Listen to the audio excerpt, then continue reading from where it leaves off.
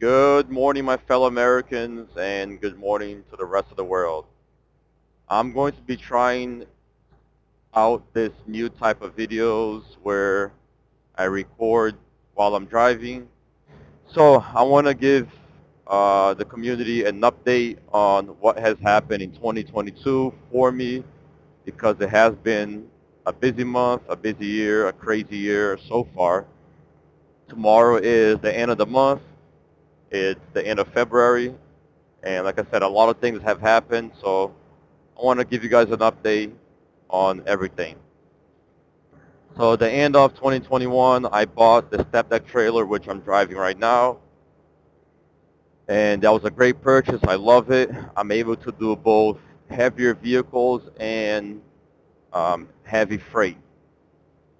Now, I started using this trailer with the FL70, and the beginning of this month, the FL70 blew the turbo, which consequently it blew the turbo, it blew the motor because of the blown turbo.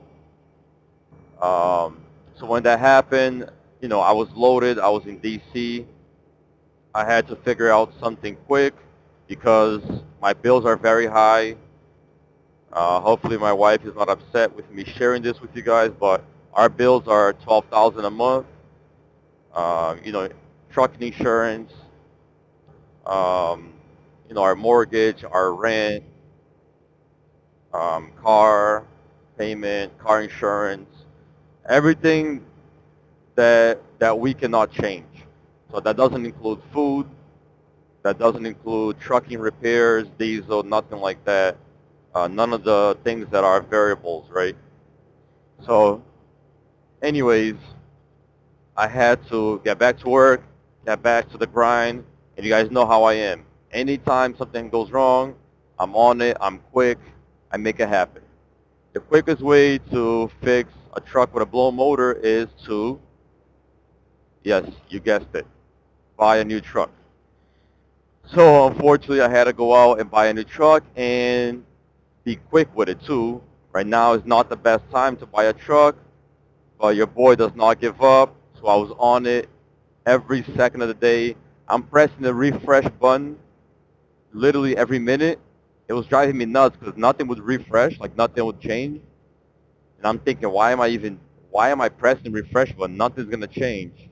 And then bam, this truck showed up, and on Facebook Marketplace, it tells you how long it's been on there. So to make story short, it was posted for $6,000. Yes, very cheap. I ended up picking it up for 9,500. To be honest, there was a little bit of a bidding war that happened there, and I paid 9,500. The owner told me the truck needed a kingpin, and he told me the clutch needed to be adjusted, but I already knew the clutch just needed to be changed in general. So I had the kingpin changed, I had the battery box fixed, and the alignment done for 2 grand. I hit the road. I go pick up my trailer that's loaded in DC. I deliver that load. I come back with another load, drop off that load, and now a bunch of things came up on the truck during that trip. So now I go back to fix the truck again. Um, the wiring was all screwed up. The lights stopped working. The running lights stopped working. The headlights stopped working. Um,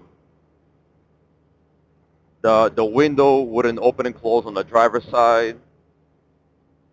The exhaust cracked, and I completely took it off, and it literally sat on the passenger seat with me, the exhaust. I ended up putting strobe lights on the truck and the trailer, so that wasn't a repair, just something extra I did. And the strobe light is actually remote controlled, so that's how I did that. Um, I also did, I forget the term, it's called Cali wire or Cali something, when you put your air lines and your 7-pin wire, the electrical wire underneath your truck and underneath your trailer, so it's not hanging on the top side like every truck has. Now, the reason why I did that was not for looks. It was not a superficial thing. It was actually because my trailer has two wheel extensions, left and right, and the wire kind of hangs in the middle.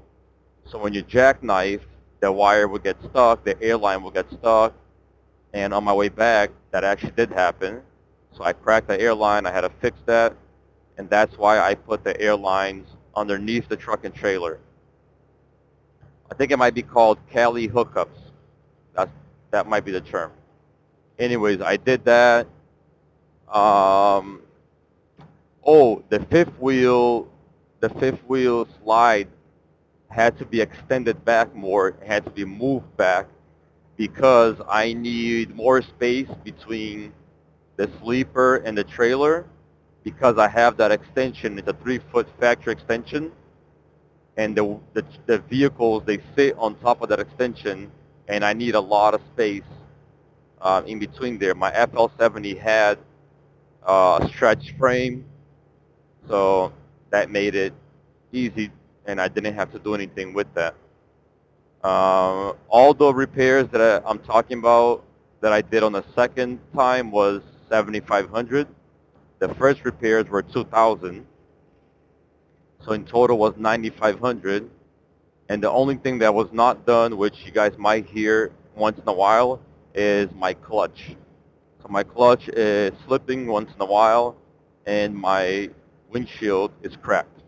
So I'm going back right now to New Hampshire to deliver this load. I'm going straight to the shop tomorrow. I'm changing both windshields. Only one is cracked, but the windshield's old.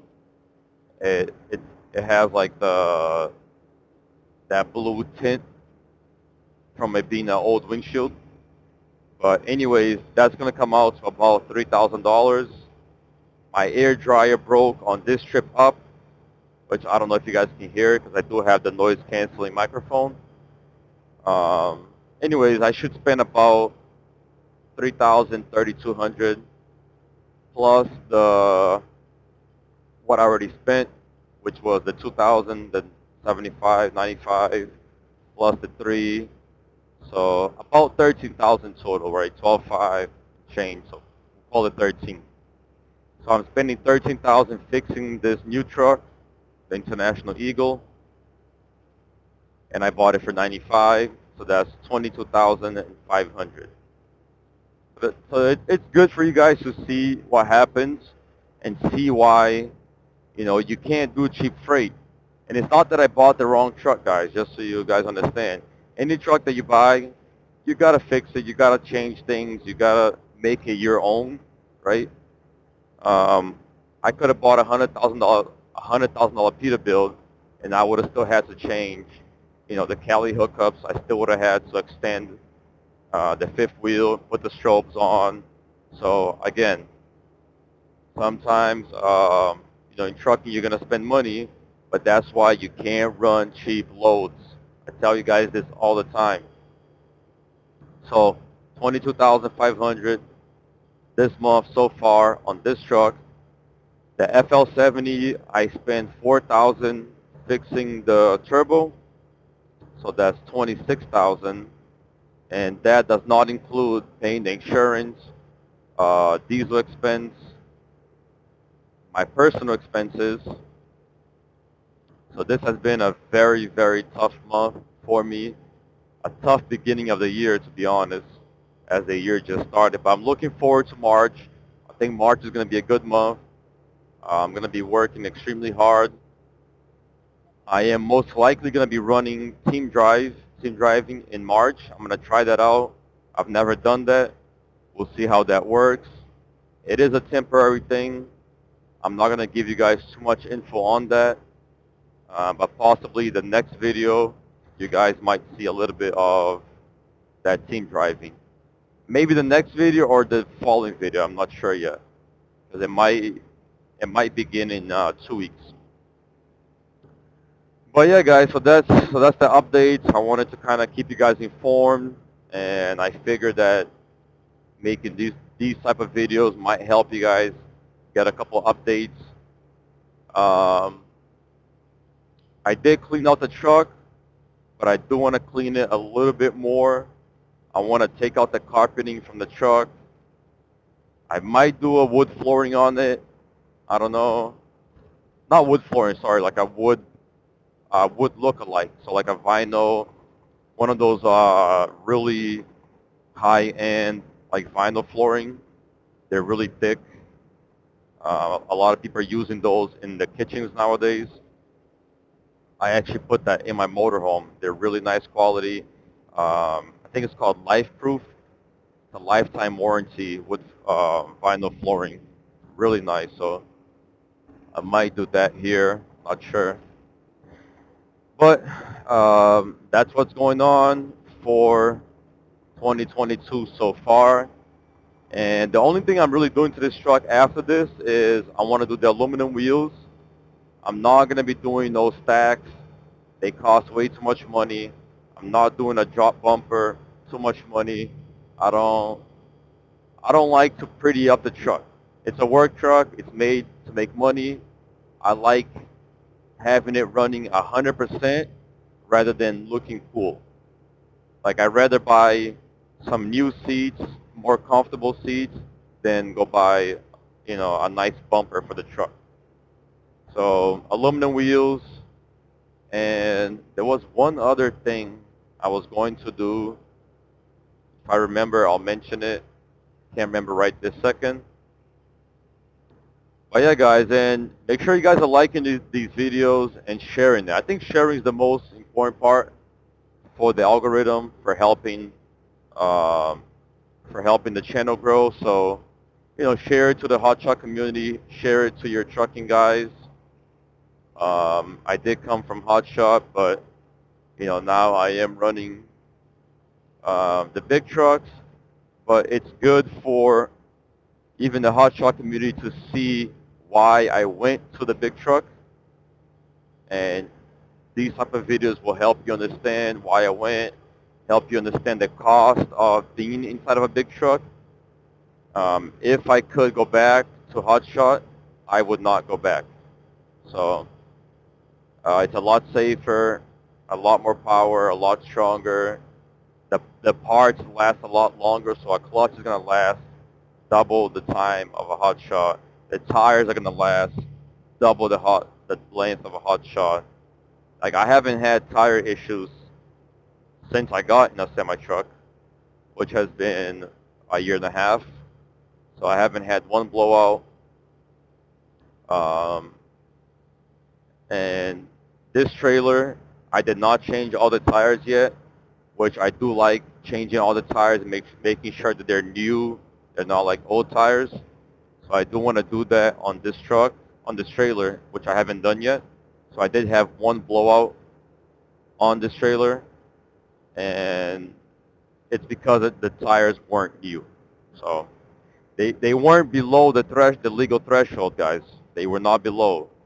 But tires do get old, and when they get a little older, you know, they do tend to have more blowouts. So that's it, guys. I will see you guys next time. Peace.